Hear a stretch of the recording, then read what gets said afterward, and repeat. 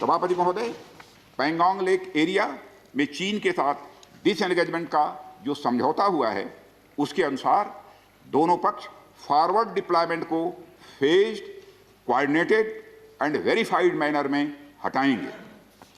चीन अपनी सेना की टुकड़ियों को नॉर्थ बैंक में फिंगर 8 के पूरब की दिशा की तरफ रखेगा और इसी तरह भारत भी अपनी सेना की टुकड़ियों को फिंगर 3 के पास अपने permanent base Dhan Singh Thapa post पर रखेगा। इसी तरह की कार्रवाई साउथ बैंक एरिया में भी दोनों पक्षों द्वारा की जाएगी। ये कदम आपसी समझौते के तहत बढ़ाए जाएंगे तथा जो भी निर्माण आदि दोनों पक्षों द्वारा अप्रैल 2020 से नॉर्थ एंड साउथ बैंक पर किया गया है, उन्हें हटा दिया जाएगा और पुरानी स्थिति कायम कर दी जाएगी। सभापति महोदय, यह भी तय हुआ है कि दोनों पक्ष नॉर्थ बैंक पर अपनी सेना की गतिविधियां, जिसमें परंपरागत स्थानों की पेट्रोलिंग भी सम्मिलित है, को अस्थायी रूप से स्थगित रखेंगे। पेट्रोलिंग तभी शुरू की जाएगी जब सेना एवं राजनयिक स्तर पर यानी डिप्लोमेटिक लेवल पर आगे बातचीत करके समझौता बनेगा। इस समझौते पर कार्रवाई कल से नॉर्थ एंड साउथ बैंक पर प्रारंभ हो गई है। यह उम्मीद है इसके द्वारा पिछले साल के गतिरोध से पहले जैसी स्थिति बहाल हो जाएगी। सभापति महोदय, मैं इस सदन को आश्वस्त करना चाहता हूं कि इस बातचीत में हमने कुछ भी खोया नहीं है। सभापति महोदय, हिंदुस्तान की सरकार की निगोशिएटिंग पोजीशन चाइना के साथ स्टेटस को एंटी 2020 अप्रैल 2020, उसको सरकार भूल गई, उसको छोड़ दिया, उसको फेंक दिया। चाइना के सामने नरेंद्र मोदी ने अपना सिर झुका दिया, मत्था टेक दिया। हमारी जमीन फिंगर 4 तक है।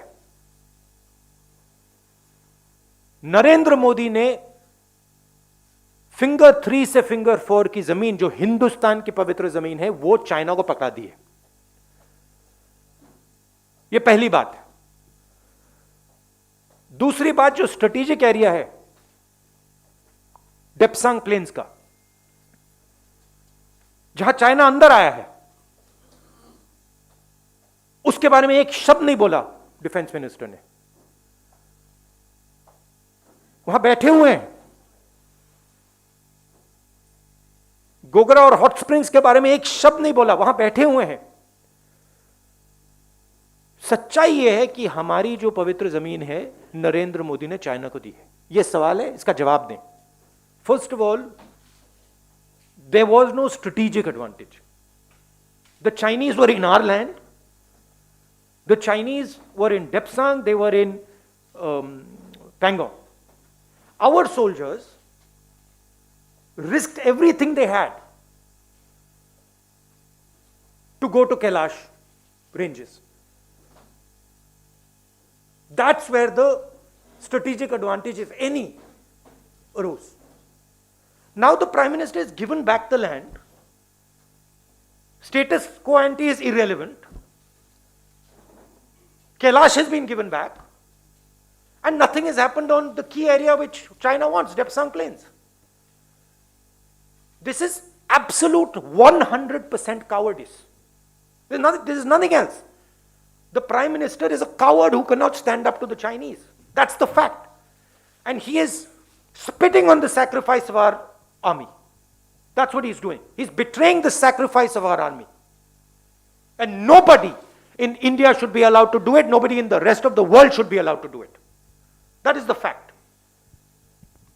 And yesterday the defense minister is giving a little statement, silently, sheepishly. Why didn't the Prime Minister come and say this? Why is he making the defense minister make this statement? Prime Minister should say, I have given Indian land to China. This is the truth.